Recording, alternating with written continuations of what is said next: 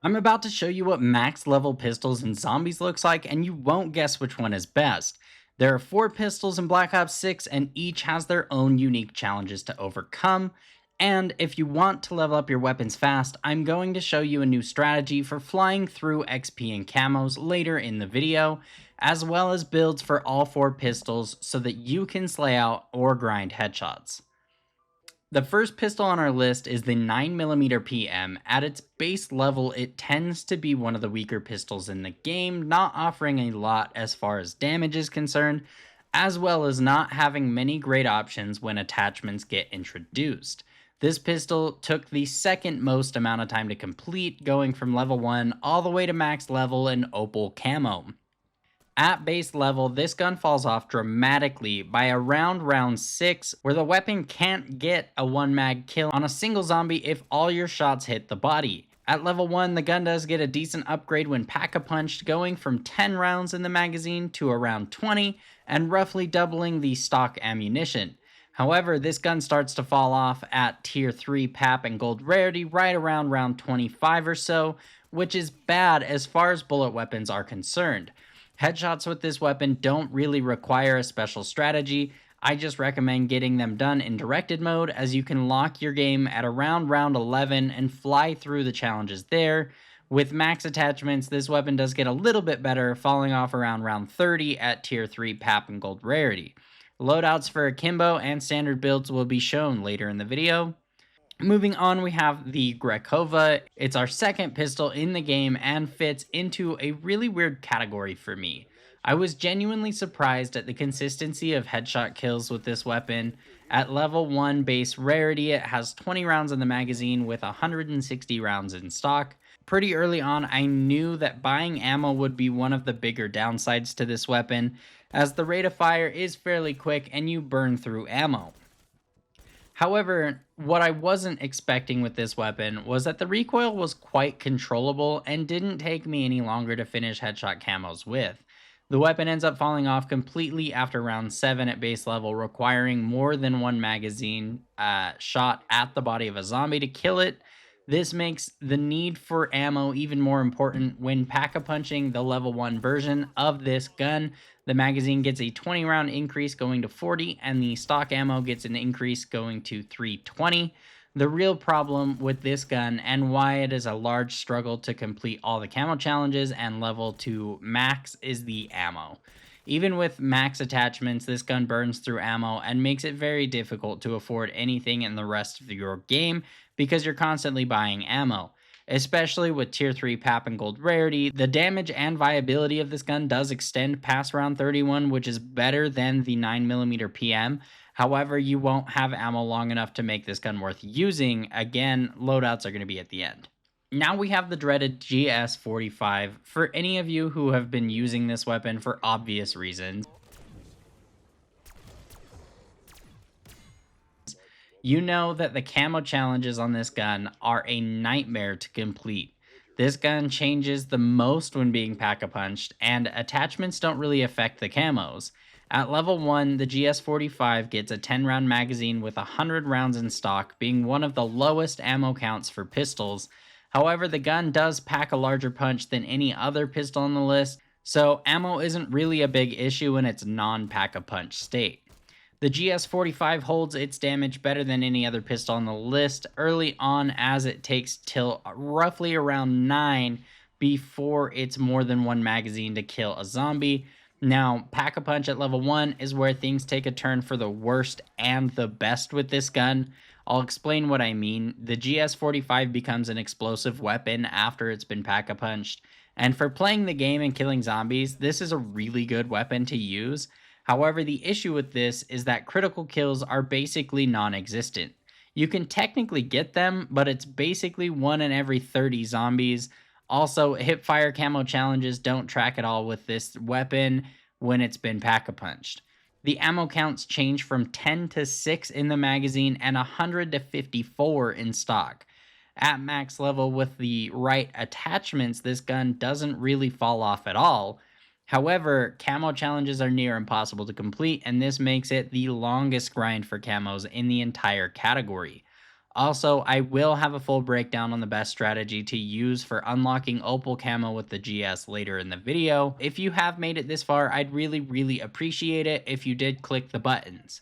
You know the ones I'm talking about. They're on the bottom of your screen. And now for my favorite pistol in Black Ops 6, the Stryder 22.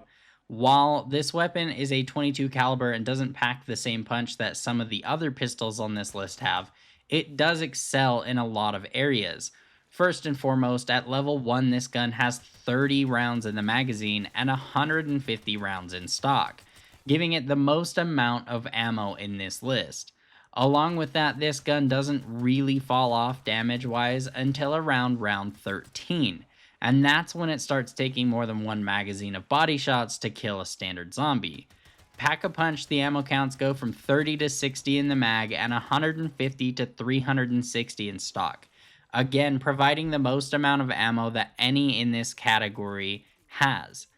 At max level with the right attachments, this gun goes way beyond 31 as being viable. This weapon also has some of the easier camo challenges, making it my fastest pistol to complete on the list. We're going to have 2 builds for each weapon, making them the easiest to grind out camos and the strongest for playing the game casually. Okay, for the headshots build on the 9mm PM, I recommend these attachments. For optics, I like to use the Kepler Microflex sight. I think you get the least screen obstruction when using this one, but any optic you like will do. Suppressor, so that you have a higher chance of getting salvage. CHF barrel for extra headshot damage. Extended mag 2 to get the most amount of ammo possible. And finally, the Makarov FMJ rounds for penetration damage, helping you kill more zombies with less bullets. For the optimal build on this gun, I do like to run Reinforced Barrel for extra damage all around, Extended Mags 2 for maximum ammo, Akimbo because more guns equals more damage and fun, Steady Aim Laser to give you better hipfire accuracy, and Rapid Fire so that you can shoot as fast as possible. Pack-a-Punch, this thing is pretty fun to use, however, it's not very good for grinding out camos. For the headshots build on the Grekova, I changed things up a bit. The best attachments in my opinion are Suppressor for salvage, CHF barrel for headshot damage, Extended Mag 2 for maximum ammo, Weighted Stock for recoil control, and again the Makarov FMJ. I chose not to run an optic on this gun because its iron sights are pretty clean, and with it being full auto, you don't really need to be precise with every bullet. And for the optimal build on this gun, it's pretty similar to the 9mm PM, Reinforced Barrel for damage and range, Extended Mag 2 for max ammo, Akimbo for the second gun and fun, Steady Aim Laser for hipfire accuracy, and Rapid Fire to blow through the limited ammo these things have. This build is actually a pretty good time and can shred manglers at lower rounds. The GS45. Okay, so here is where things get pretty different. Like I mentioned before, the strategy actually changes with this when I'm going for camos because your critical kills and hipfire kills won't track when the weapon is pack-a-punched, so we do have to do things a little bit differently. I'm going to explain the strategy first, and then I'll go through the builds. First, you want to launch a game of directed mode for Liberty Falls. Once in the game, you're going to want to run around the spawn, not opening any doors until you have enough salvage to get the GS to blue rarity. If you spawn in, you can buy them off the wall starting at green rarity, and this will save you some time, but you can't have the GS as your loadout weapon. Once you have the salvage needed to upgrade them to blue rarity, you want to open the doors on the right of spawn and head down to the upgrade station. After the doors have been opened, the round cap is going to increase to round 5. Heading back towards spawn, you'll want to make your way over to the bowling alley. By this point, you should have enough points to purchase your way in. Head to this corner that I'm showing you here and farm zombies. The rounds will be maxed at 5. Focus on picking up salvage and farming up your points until you hit gold rarity. Gold rarity will make this thing one-shot headshot zombies from pretty much anywhere inside the bowling alley at round 5. It is the fastest to stay there farming all 2,000 headshots, then it will be to move on to the other rounds. After loads of testing, I found out that you can get this done in roughly an hour and 23 minutes if you absolutely maximize your time over anything else. Once you have completed your headshots and gotten the camo unlocked, don't leave the room. Before Pack-a-Punch, you want to stay in this room and get 300 hipfire kills with the GS, as it also doesn't track when you're Pack-a-Punched. With this completed, you are free to then go through, Pack-a-Punch your weapon, and finish the rest of your challenges. Now over to the weapon builds. For camos, I highly recommend you run these attachments. The Kepler Microflex Optic, Suppressor for salvage. This is super important. CHF barrel for headshot damage, extended mag 2 for max ammo, and the steady aim laser to make your hip fire kills easier to obtain. If you aren't going for camos, you can run basically the same as the rest of them: reinforced barrel, extended mag 2, akimbo, steady aim laser, and rapid fire. But before we jump into our final and my favorite pistol, the Stryder 22, I am going to show you the best place and way to grind out camos with any weapons, GS45 and LR762 excluded. Also, this is just a great way to level up if you're also trying to reach Prestige Master.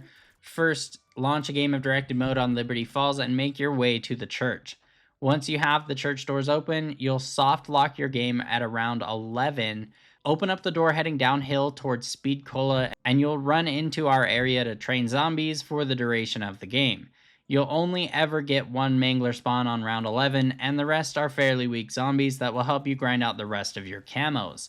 I stay on round 11 here because the next level cap really is round 15, which not only requires you to get most of the way through the Easter egg, but there aren't any mangler spawns if you have camo challenges that require them.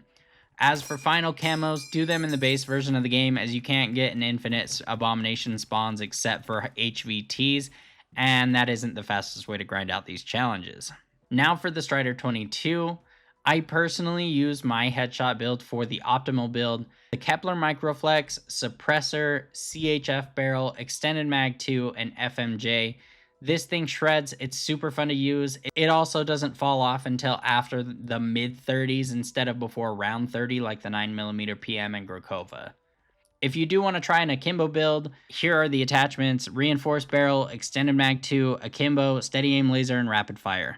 That is all of our pistols and the end of this grind. It took me nearly 12 full days to put this video together for you guys, and I really hope you liked it. If you do, make sure to leave a like on the video so that I know and that it gets out to as many people as possible.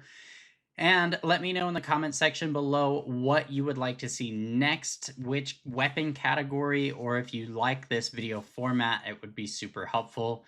Don't forget to click on another one of the videos right here and check that out. We have Citadel de Moors coming out in just a week, and I couldn't be more excited. I'm going to be posting a bunch of content for that. So don't forget to check that out. Thanks for watching, guys. Have a good one.